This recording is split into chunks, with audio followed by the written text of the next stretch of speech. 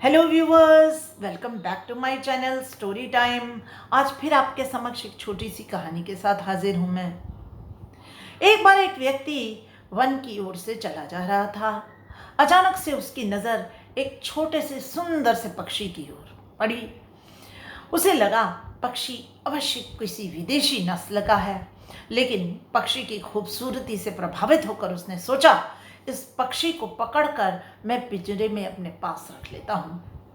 अतः वह धीमे धीमे बिना किसी पश्चात के पक्षी के पीछे पीछे चलने लगा और अंततः उसने पक्षी को पकड़ लिया।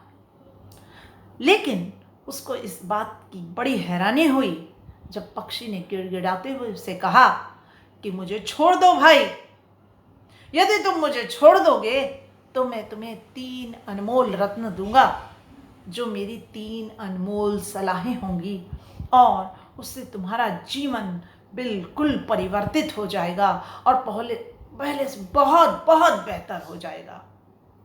व्यक्ति को अपने जीवन में आमूल चूल परिवर्तन करने की नितांत आवश्यकता थी। अतः उसने सोचा कि पक्षी को छोड़ना ही अच्छा है।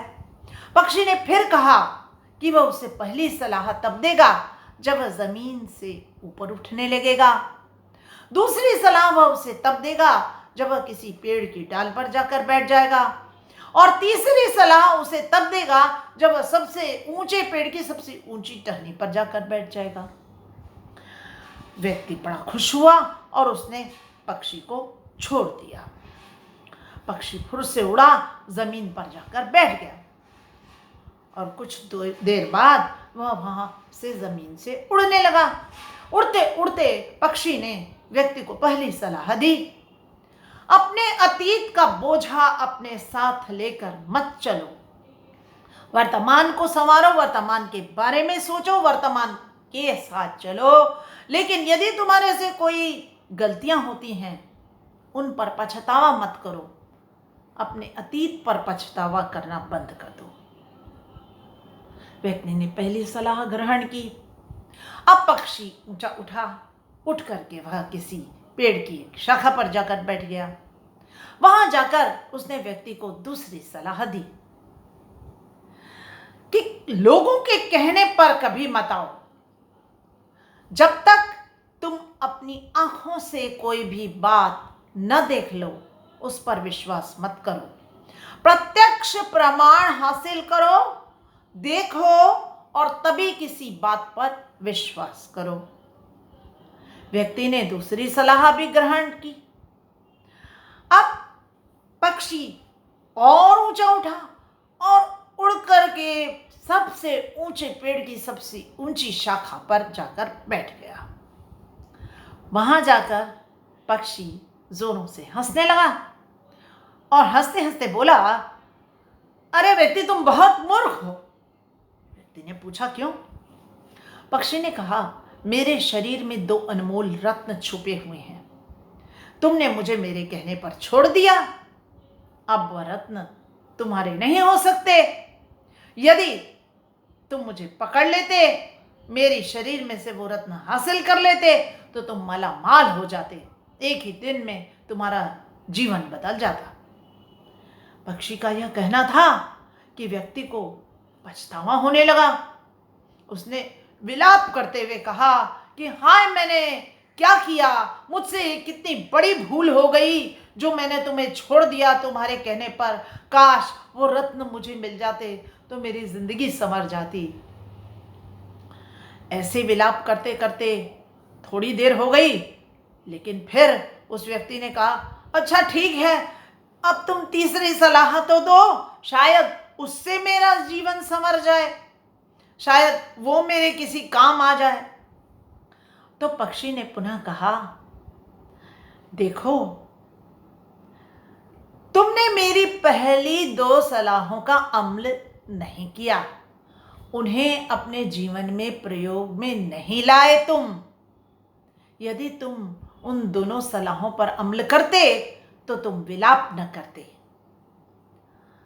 लेकिन फिर भी मैं तुम्हें तीसरी सलाह दूंगा, वह यह कि जब तक तुम प्राप्त किए गए नॉलेज को, इंफॉर्मेशन को, प्राप्त की गई जानकारी को या ज्ञान को अपनी जिंदगी में प्रयोग में नहीं ले आते, तब तक नए ज्ञान का कोई मूल्य नहीं रह जाता।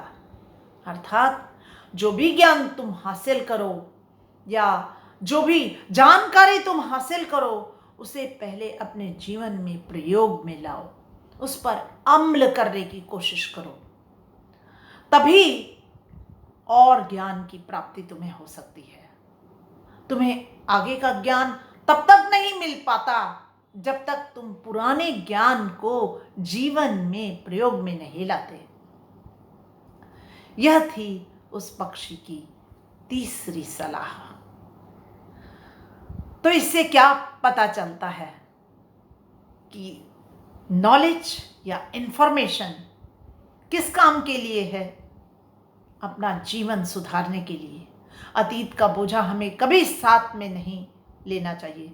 हम न जाने हर रोज कितनी सारी गलतियां करते हैं। यदि हम इन्हीं गलतियों पर पछताते रह जाएंगे तो जीवन ऐसे ही बीत जाएगा, हम आगे बढ़ ही नहीं पाएंगे। बिना देखे, बिना अपने प्रमाण लिए किसी दूसरे की बात पे यकीन कर लेना, कुछ भी कह देना, यह सरासर भी गलती है। आगे की जानकारी हमें तब तक हासिल नहीं हो पाती जब तक हम पिछले ज्ञान को अपनी जिंदगी में प्रयोग में नहीं ले आते, उस पर अमल नहीं करते। तो ज्ञान उसी तरह है जैसे कि मेकअप या सौंदर्य प्रसाधन। सौंदर्य प्रसाधन शरीर को, मुख को संवारते हैं, किंतु ज्ञान आत्मा में निखार लाता है। तो आत्मा में निखार लाने के लिए ज्ञान पर अमल कीजिए, उसे अपने जीवन में उतारिए, उसे अपने जीवन में प्रयोग में लाइए। धन्यवाद।